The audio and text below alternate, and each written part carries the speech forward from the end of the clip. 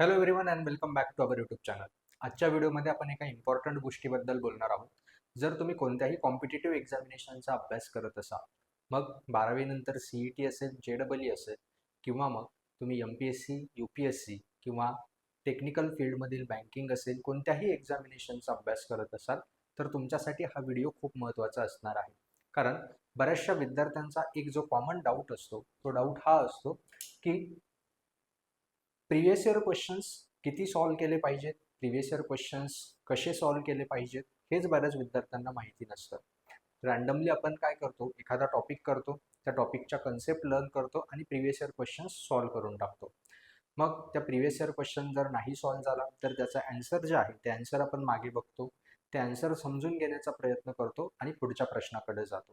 हा जो अप्रोच आहे, हा अप्रोच PYQ सॉल्व करण्याचा चुकीचा आहे. PYQs जे आहेत, हे PYQs तुम्हाला म्हणजे मागचे प्रश्न, इथून मागे येऊन गेलेले प्रश्न, हे कोणत्याही एक्झामिनेशनसाठीचं बेस असतं.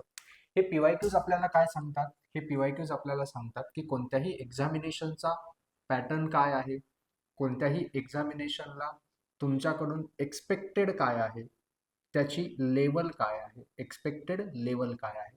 म्हणजे एखाद्या एक्झामिनेशनमध्ये तुम्ही कन्सेप्ट करतात, बट ती कन्सेप्ट केल्यानंतर त्यावरती MCQs विचारले जातात, की त्यावरती कन्सेप्च्युअल क्वेश्चन्स विचारले जातात, त्यावरती स्टेटमेंट बेस्ड क्वेश्चन येतात की न्यूमेरिकल्स येतात. हा जो पॅटर्न आहे, हा पॅटर्न तुम्ही ज्यावेळेस त्या एखाद्या एक्झामिनेशनचे प्रिव्हियस इयर क्वेश्चन्स म्हणजेच मागचे प्रश्न बघतात, त्यावरूनच हा पॅटर्न जो आहे तो क्लिअर होत असतो. पण हे PYQ सॉल्व करताना मी सांगितल्याप्रमाणे जो एक अप्रोच आहे मुलांचा, ते काय करतात, एखादा टॉपिक करतात, हा टॉपिक कंप्लीट झाल्यानंतर त्या टॉपिकचे PYQ सॉल्व करायला स्टार्ट करतात. म्हणजे याचा सिलेबस कंप्लीट केला की याचे PYQ सॉल्व करतात. PYQ सॉल्व करताना पहिला क्वेश्चन करतात, ह्या क्वेश्चनचा आन्सर सपोज त्यांना नाही आलं, तर जे सोल्युशन आहे हे सोल्युशन बघतात, ते सोल्युशन लक्षात ठेवण्याचा प्रयत्न करतात किंवा समजून घेतात आणि सेकंड क्वेश्चन करतात, त्यानंतर तिसरा क्वेश्चन. या पॅटर्नमध्ये PYQ सॉल्व केले जातात जनरली. बट हा चुकीचा अप्रोच नाही म्हणता येणार, बट यापेक्षा एक जास्त इफेक्टिव्ह अप्रोच मी तुम्हाला आजच्या व्हिडिओमध्ये सांगणार आहे. मी स्वतः गेट एक्झामिनेशनसाठी प्रिपरेशन केलं आणि गेट एक्झामिनेशनचे PYQs मी इतके इफेक्टिव्हली यूज केले की गेटमध्ये माझी ऑल इंडिया रँक 39 आली. हे ऑल इंडिया रँक 39 येण्यामागे जेवढं महत्त्व टेस्ट सिरीजचं होतं, जेवढं महत्त्व हे सिलेबस कम्प्लिशन आणि कन्सेप्ट समजून घेण्याचं होतं, त्याच्यापेक्षाही जास्त महत्त्व हे प्रिव्हियस इयर क्वेश्चन्स सॉल्व करण्याचं होतं. कसं, हे मी तुम्हाला एक्सप्लेन करतो. आता सगळ्यात पहिली आणि महत्त्वाची गोष्ट म्हणजे नंबर ऑफ PYQs किती सॉल्व करायचे कोणत्याही एक्झामसाठी. नंबर ऑफ PYQs म्हणजे काय? कारण त्या एक्झामिनेशनचे मागचे सगळ्या वर्षांचे PYQs तुम्ही जर करायला गेलात तर खूप जास्त प्रिव्हियस इयर क्वेश्चन्स असतात. एकाच युनिटवरती तुम्हाला 300, 400 इतके क्वेश्चन्स मिळतात आणि त्यामुळे बऱ्याच जणांचा डाऊट असतो की सर, हे प्रिव्हियस इयर क्वेश्चन्स जे आहेत ते पूर्ण होत नाहीये किंवा त्यासाठी खूप जास्त वेळ लागतोय. पहिली गोष्ट लक्षात घ्या, जी एक्झाम आहे त्या एक्झामिनेशनचे 15 वर्षांपूर्वीचे प्रिव्हियस इयर क्वेश्चन्स सॉल्व करून त्याचा तुम्हाला काही जास्त बेनिफिट होणार नाही आहे. ते क्वेश्चन्स इझिली सॉल्व होतात हे मात्र नक्की, कारण 15 वर्षांपूर्वी जी डिफिकल्टी लेवल होती, ती डिफिकल्टी लेवल आणि आजची डिफिकल्टी लेवल यात जमीन अस्मानाचा फरक असतो. पूर्वी खूप सोपे प्रश्न किंवा डायरेक्टली नोट्समधून क्वेश्चन्स असायचे. आता कोणतीही एक्झामिनेशन असेल तर क्वेश्चन्स हे कन्सेप्च्युअल असतात. म्हणून तुम्ही मागच्या 15 वर्षांचे क्वेश्चन सॉल्व करताय आणि जास्त क्वांटिटी आहे म्हणून त्यावरती वेळ देताय आणि एकच सब्जेक्ट खूप दिवस करताय, तर हे चुकीचं आहे. सगळ्यात पहिली गोष्ट लक्षात घ्या, नंबर 1, कोणत्याही एक्झामचे क्वेश्चन, एक्झाम कोणतीही असो, प्रिव्हियस इयर क्वेश्चन सॉल्व करताना पहिल्या राऊंडमध्ये तुम्हाला मागचे फक्त 5 वर्षांचे क्वेश्चन सॉल्व करायचे. आयडियली म्हणजे तुम्हाला 2020 नंतर कोणतीही एक्झाम असेल तर ह्या 2020 नंतर आलेले सगळे क्वेश्चन्स तुम्हाला पहिल्या राऊंडमध्ये सॉल्व करायचे आहेत. हे क्लिअर झालं. मागचे क्वेश्चन सॉल्व करायचेच नाहीत का? तर करायचे आहे, बट केव्हा, हे मी व्हिडिओमध्ये पुढे सांगेलच. सुरुवातीला तुम्हाला फक्त मागचे 5 वर्षांचे क्वेश्चन सॉल्व करायचे आहेत, हे असलं पाहिजे टार्गेट नंबर 1. सेकंड, हे झालं आन्सर हाऊ मेनीचं, किती क्वेश्चन्स सॉल्व करायचे याचा आन्सर. त्यानंतर सगळ्यात important question, how to solve the PYQs. PYQs कसे सॉल्व करायचे हा दुसरा खूप महत्त्वाचा प्रश्न. एक गोष्ट लक्षात घ्या, PYQs तुम्ही ह्या पद्धतीनं जर केले की एक PYQ सॉल्व केला, त्याचं सोल्युशन बघितलं, तर इथून तुम्हाला हे कळत नाहीये की मला ही कन्सेप्ट समजली की नाही समजली. दुसरी महत्वाची गोष्ट, तुमची एक्झाम जी असते ही एक्झाम टाइम बाउंड एक्झाम असते. कोणतीही एक्झाम तुम्ही घ्या, कॉम्पिटेटिव्ह एक्झाम, त्यामध्ये ठराविक टाइम असतो. काही एक्झाम्स या 2 तासांच्या असतात, काही एक्झाम्स या 3 तासांच्या असतात, काही एक्झाम्स 1 तासांच्या, 90 मिनिटांच्या, हे व्हेरी करतं. बट प्रत्येक एक्झाम मध्ये तुम्हाला टाइम दिलेला आहे. म्हणजे एका लिमिटेड टाइम फ्रेमवर्कमध्ये तुम्हाला ठरवून दिलेले जे क्वेश्चन्स आहेत ते सॉल्व्ह करायचे. बरेच मुलं काय चुकी करतात की पीवायक्यू सॉल्व्ह करत असताना एका दिवसामध्ये किती पीवायक्यू सॉल्व्ह केले हे कोणी चेक करत नाही. ते सपोज 10 मागच्या वर्षाचे प्रश्न सोडवायला 1 तास लावतात आणि 10च्या 10 क्वेश्चनचे आन्सर्स हे करेक्ट येत आहेत, तर त्याचा काही यूज नाहीये. हा, इथून तुमची कन्सेप्ट नक्की क्लिअर होते, बट हे तुम्हाला एक्झाम रेडी बनवत नाही. मग अशा विद्यार्थ्यांचा डाऊट काय असतो, हा कॉमन डाऊट मला ऐकायला मिळतो की आम्ही ज्यावेळेस प्रिव्हियस इयर क्वेश्चन सॉल्व्ह करत होतो त्यावेळेस ते क्वेश्चन सॉल्व्ह होत होते, म्हणजे माझा कन्सेप्ट क्लिअर आहे. बट जेव्हा मी एक्झामला गेलो ना, एक्झामला गेल्यानंतर मला टाइम पुरला नाही, ही नंबर 1 कंप्लेन असते. आणि टाइम पुरत होता तर फास्टमध्ये सॉल्व्ह करायला गेलो तर सिली मिस्टेक्स केल्या. काय केल्या? सिली मिस्टेक्स केल्या. या सिली मिस्टेक्स कशामुळे झाल्या? फास्ट क्वेश्चन सॉल्व्ह केले त्यामुळे ह्या सिली मिस्टेक्स झाल्या. म्हणजे तुम्ही एक्झामच्या अगोदर जे प्रिव्हियस इयर पेपर सॉल्व्ह केले त्यावेळेस तुम्ही टाइम बाउंड सॉल्व्ह नव्हते करत. 10 प्रश्न तुम्ही 1 तासात सॉल्व्ह करत होते, ते बरोबर येणारच आहे. नव्हते आले तर तुम्ही सोल्युशन बघत होता. बट एक्झामला गेल्यानंतर तुम्हाला टाइम पुरला नाही किंवा घाईघाईमध्ये चुका केल्या, सिली मिस्टेक्स केल्या. हे का होतं? कारण एक्झाम मध्ये तुमच्याकडे टाइम फ्रेम आहे. मग प्रिव्हियस इयर क्वेश्चन सॉल्व्ह करताना सुद्धा तुम्हाला हा टाइम फ्रेम मेंटेन करायचा आहे. मग प्रिव्हियस इयर क्वेश्चन्स कशा पद्धतीने सॉल्व्ह केले पाहिजे? एक, तुम्ही टॉपिक कंप्लीट केला की बरेच जण लगेच पीवायक्यू सॉल्व्ह करतात.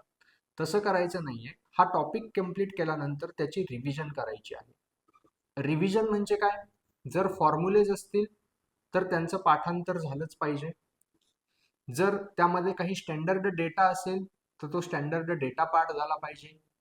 किंवा मग त्यामध्ये जर सपोज तुमचं काहीही असेल, इन्फॉर्मेशन आहे, जनरल इन्फॉर्मेशन आहे, डेट्स वगैरे आहेत, त्या पाठांतर झाला पाहिजे, कन्सेप्ट लर्न झाला पाहिजे. पाठांतर म्हणजे तोंडपाठ, रट्टा मार झालं पाहिजे डायरेक्टली. ओके, हे झाल्यानंतरच तुम्हाला प्रिव्हियस इयर क्वेश्चन्स हे सॉल्व्ह करायचे. का? दुसरी अडचण सांगतो.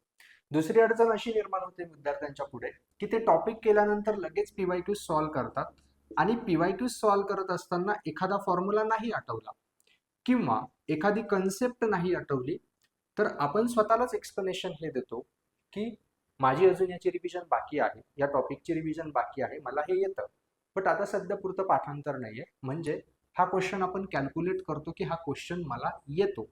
ऍक्च्युअल मध्ये तुम्हाला फॉर्म्युला येत नसतो, तुम्हाला कन्सेप्ट आठवत नसते, बट तुम्ही कॅल्क्युलेट करतात की मला तो फॉर्म्युला पाठ केल्यानंतर सॉल्व्ह करता येईल आणि तुम्ही त्याला कॅल्क्युलेट करतात की हा क्वेश्चन मला येत होता. हेच जेव्हा एक्झाम वेळेस जाताच तुम्ही, त्या एक्झामला गेल्यानंतर एखादा सोपा क्वेश्चन असतो, एखादा इझी क्वेश्चन असतो, त्याचा फॉर्म्युला जो आहे हा फॉर्म्युला तुम्हाला आठवत नाही, त्याची कन्सेप्ट तुम्हाला आठवत नाही आणि घरी येऊन तुम्ही म्हणतात की इझी होतं बट वेळेवर आठवलं नाही. याचे रिझन काय? पीवायक्यू सॉल्व्ह करताना केलेला निष्काळजीपणा किंवा केअरलेसनेस. काय केअरलेसनेस? की टॉपिक केल्यानंतर लगेच पीवायक्यू सॉल्व्ह केले आणि सॉल्व्ह करताना एखादा पीवायक्यूज अडला तर आपण स्वतःला रिझन हे दिलं की याची रिव्हिजन केली तर मला तो सॉल्व्ह करता येईल, बट आपण इफेक्टिव्हली ती रिव्हिजन कधीच करत नाही.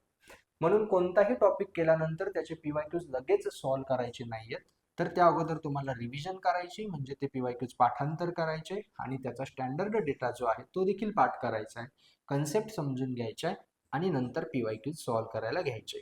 पीवायक्यूज सॉल्व्ह करायला घेताना सपोज सब्जेक्ट 1चं एक युनिट तुम्ही घेतलं, या पहिल्या युनिटचे पीवायक्यूज घेतल्यानंतर कॅल्क्युलेट करायचं. काय कॅल्क्युलेट करायचं? की तुम्हाला फक्त मागचे 5 वर्षांचे प्रिव्हियस इयर क्वेश्चन सॉल्व्ह करायचे. पहिल्या राऊंडमध्ये रिव्हिजन केली, 5 वर्षांचे प्रश्न सॉल्व्ह करायचे आहेत. सगळे क्वेश्चन्स पहिल्याच राऊंडमध्ये सॉल्व्ह करायचे नाही. हे 5 वर्षांचे प्रश्न जे आहेत हे सॉल्व्ह करत असताना इन केस सपोज पहिल्या युनिटवरती 50 क्वेश्चन्स आहेत मागच्या 5 वर्षांचे. किती आहे? 50 क्वेश्चन आहे. मग हे 50 क्वेश्चन्स असतील तर एक क्वेश्चन सॉल्व्ह केला, नाही सॉल्व्ह केला तर त्याचं सोल्युशन बघितलं. या फॉर्मॅटमध्ये ते सॉल्व्ह नाही करायचे तुम्हाला. मग कसे सॉल्व्ह करायचे? तर हे क्वेश्चन सॉल्व्ह करत असताना लक्षात घ्या, तुम्हाला अगोदर सपोज तुमची एक्झाम 2 आवरची आहे जी मेन एक्झाम तुम्ही देणार आहात, जिच्यासाठी प्रिपरेशन करत आहात. या 2 आवरच्या एक्झाममध्ये सपोज तुम्हाला 100 क्वेश्चन्स सॉल्व्ह करायचे. किती क्वेश्चन सॉल्व्ह करायचे? 100 क्वेश्चन सॉल्व्ह करायचे. म्हणजे एका तासामध्ये 1 आवरमध्ये तुम्हाला 50 क्वेश्चन हे सॉल्व्ह करायचे आहेत. ठीक आहे. तुम्ही PYQ सॉल्व्ह करायला घेतले. इथे आता फक्त एक युनिट आहे, एक सब्जेक्ट सुद्धा नाही. इथे तुमचे सगळे सब्जेक्ट इन्क्लुडेड असतात एक्झाममध्ये. आता सध्या आपण एका युनिटसाठी बघतोय, पण डे 1 पासनं आपण ह्या टाइम फ्रेम जो आहे, ह्या टाइम फ्रेमची सवय स्वतःला लावून घेतोय. या टाइम फ्रेमची सवय स्वतःला लावून घेण्यासाठी आपण काय करायचे, एक युनिट त्याचे मागचे 5 इयर्सचे PYQs घेतले. ते सपोज 50 प्रश्न आहेत. हे 50 प्रश्न सोडवण्यासाठी मग मी काय करेल, स्टॉपवॉच लावेल मोबाईलमध्ये. मोबाईलमध्ये लावा, तुमच्या वॉचमध्ये लावा, कुठेही लावा. घड्याळाचा टाइम चालू करेल. 50 क्वेश्चन आहे म्हणजे 1 तासात हे सॉल्व्ह झाले पाहिजेत. हे बॅक ऑफ द माइंड असलं पाहिजे. आता यासाठी गरजेचं काय आहे, जे नोट्स तुमचे आहेत याचं प्रॉपर रिव्हिजन. आणि ह्या नोट्स म्हणजे क्लासरूम मध्ये शिकवत असताना तुम्ही JEE CET सारख्या एक्झाम्स बघा, क्लासरूम मध्ये तुम्हाला न्यूमेरिकल्स मिळतील. तुम्ही गेट सारखी न्यूमेरिक एक्झाम बघा, तिथेही क्लासरूम मध्ये तुम्हाला न्यूमेरिकल्स मिळतील. हे जे सॉल्व्ह करत असताना तुम्हाला क्लास नोट्स व्यवस्थित करायचे आहे. कारण आता PYQs तुम्ही फर्स्ट टाइम सॉल्व्ह करणार आहात. 1 तासामध्ये 50 होतीलच असं नाही, बट टाइम फ्रेम असला पाहिजे. आपल्याला हे चेक करायचं की 1 तासात माझे सुरुवातीला किती क्वेश्चन सॉल्व्ह होत आहेत. क्वेश्चन सॉल्व्ह करत असताना कुणीही लगेच सोल्युशन बघणार नाही की पहिला क्वेश्चन सॉल्व्ह झाला, नाही सॉल्व्ह झाला, मागे सोल्युशन बघून घेतलं. एक ब्लँक पेज घ्यायचं. ह्या ब्लँक पेज वरती 1 2 3 4 5 असं करत करत 50 पर्यंत नंबरिंग करून घ्यायची. ही 50 क्वेश्चनची तुमची नंबरिंग झाली. या ब्लँक पेज वरती नंबरिंग झाल्यानंतर पहिला क्वेश्चन जो आहे तो PYQच्या बुक मधनं रीड केला. हा रीड केला, त्याचे कॅल्क्युलेशन्स केले. जे काही आन्सर आलं, जे काही ऑप्शन असेल ते ऑप्शन इथे स्वतः लिहायचं त्या ब्लँक पेज वरती. सपोज ए ऑप्शन करेक्ट आहे. सेकंड क्वेश्चन सॉल्व्ह केला, त्याचा ऑप्शन सी करेक्ट आहे.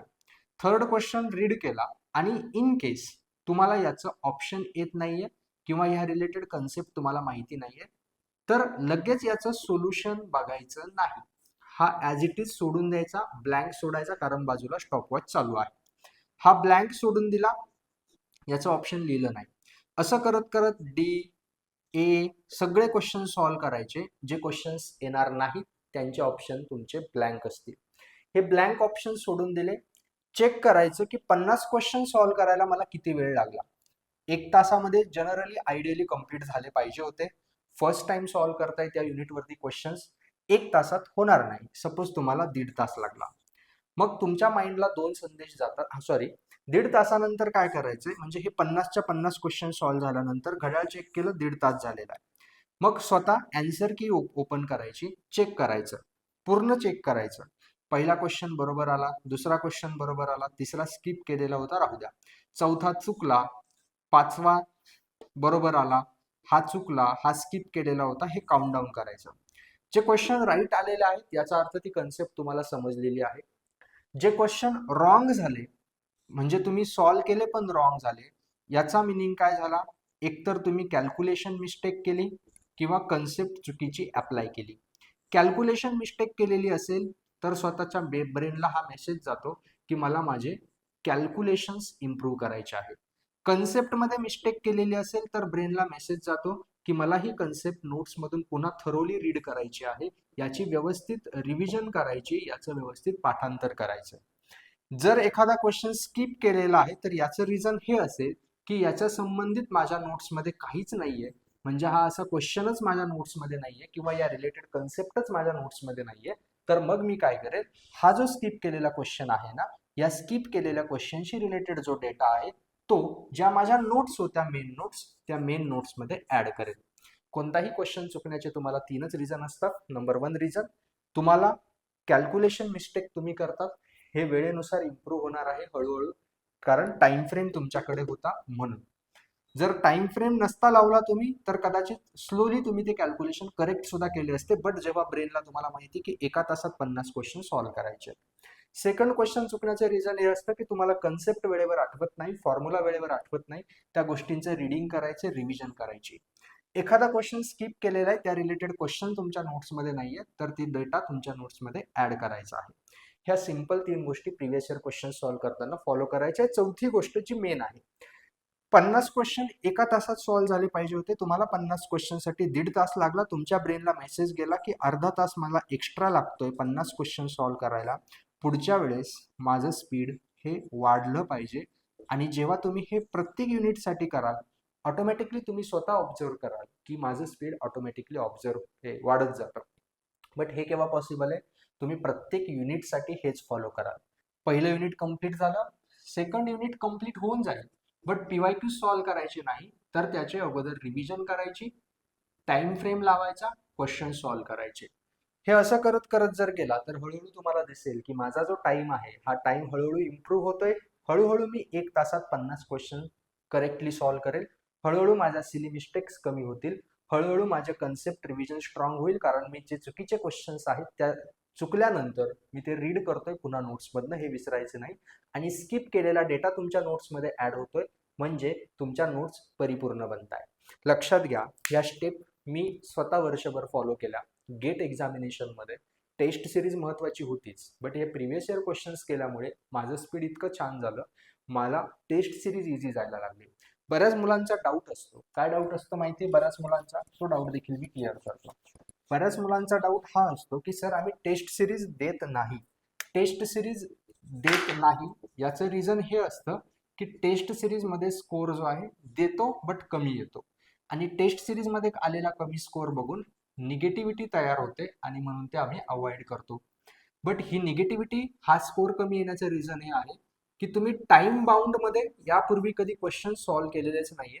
तुम्हाला न्यू कन्सेप्ट सॉल्व्ह करण्याची कधी सवयच नव्हती, कारण तुम्ही एकदम शांतपणे बसून आरामात PYQ सॉल्व्ह करत होता. जर तुम्ही मी सांगितल्याप्रमाणे PYQ सॉल्व्ह केले तर तुम्हाला टेस्ट सिरीजची गरज सुद्धा राहत नाही, कारण तुम्ही PYQच टेस्ट सिरीज सारखे सॉल्व्ह करताय. इवन तुमची युनिट वाईज टेस्ट सिरीज ती तयार होते. आणि जेव्हा तुम्ही एका सब्जेक्टचे सगळे युनिट्स अशा पद्धतीने सॉल्व्ह करता, त्यानंतर तुम्ही सब्जेक्ट वाईज टेस्ट देता, त्यावेळेस ऑटोमॅटिकली टेस्ट सिरीज मधला स्कोर इम्प्रूव्ह होतो. टेस्ट सिरीज मधला स्कोर ऑटोमॅटिकली इम्प्रूव्ह झाल्यानंतर निगेटिव्हिटी व्हॅनिश होते. त्याचा रिझल्ट तुम्हाला एक्झाम मध्ये दिसतो. एक्झाम मध्ये स्कोर इम्प्रूव्ह होतो. सो आजच्या व्हिडिओचं जे काही तुमचं कन्क्लुजन असणार आहे ते मी तुम्हाला थोडक्यात सांगतो आणि व्हिडिओ थांबवतो. लक्षात घ्या कशा पद्धतीने PYQ सॉल्व्ह करायचे. एक टॉपिक कंप्लीट करणार, लिहून घ्या, नोट्स घ्या, बुक घ्या, लिहून घ्या. एक टॉपिक कंप्लीट करा. हा टॉपिक कंप्लीट केल्यानंतर त्याची रिव्हिजन करा. रिव्हिजन म्हणजे पाठांतर करा. फॉर्म्युले पाठ झाले पाहिजे, कन्सेप्ट पाठ झाला पाहिजे.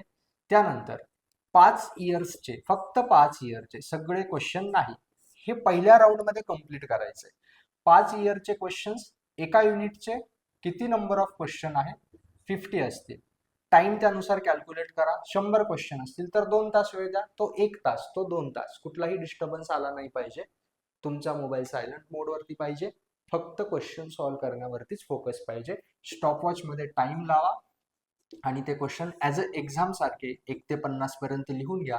ABCD ऑप्शन लिहून घ्या. नंतर याचं अनालिसिस करा. अनालिसिस करताना 3 फॉर्मॅट: चुकीचा क्वेश्चन, रिव्हिजन, स्किप केलेला क्वेश्चन, डेटा ऍड करायचा. ठीक आहे. सिली मिस्टेक्स असतील वेळेनुसार इम्प्रूव्ह होतील. हे सगळं तुम्हाला सगळ्या युनिटसाठी कंप्लीट करायचंय. हे जेव्हा सगळ्या सब्जेक्टचं कंप्लीट होईल आणि तरी एक्झामला वेळ आहे, मग तुम्हाला पुढच्या 5 वर्षांकडे जायचंय. म्हणजे तुम्ही 2020 पर्यंत क्वेश्चन सॉल्व्ह करून झाले सगळ्या सब्जेक्टचे, मग तुम्ही घेणार 2015 ते 2020 चे question. Again similar procedure repeat करणार. ही जी प्रोसेस आहे एकदम प्रॅक्टिकल प्रूव्ह आहे. यामुळे रिझल्ट इम्प्रूव्ह होतो, टेस्ट सिरीज मधला स्कोर इम्प्रूव्ह होतो, तुमचा कॉन्फिडन्स इम्प्रूव्ह होतो आणि एक्झाम मध्ये रिझल्ट दिसायला लागतात. हे मी स्वतः ऑब्झर्व केलंय, स्वतः एक्झामिनेशन दिली. एकदम प्रॅक्टिकल व्हिडिओ आहे. जे विद्यार्थी स्ट्रगल करताय स्कोर इम्प्रूव्ह करण्यामध्ये, अशा विद्यार्थ्यांपर्यंत हा व्हिडिओ शेअर करायचा आहे. तुम्हाला व्हिडिओ आवडला असेल तर कमेंटमध्ये नक्की सांगा, कारण तुम्ही जेव्हा कमेंट करतात, हा व्हिडिओ टॉपिक मी कमेंटमधूनच उचलला की सर PYQs कसे सॉल्व्ह करायचे. तुम्ही कमेंटमध्ये सांगा व्हिडिओ कसा आवडला किंवा कसा वाटला, आणि कोणत्या टॉपिकवरती अजून तुम्हाला व्हिडिओ हवा आहे हे देखील सांगा. जास्तीत जास्त विद्यार्थ्यांपर्यंत व्हिडिओ गेला पाहिजे, त्यासाठी व्हिडिओला लाईक करा, चॅनलला सबस्क्राईब करा. भेटूया पुढच्या व्हिडिओमध्ये. Thank you so much.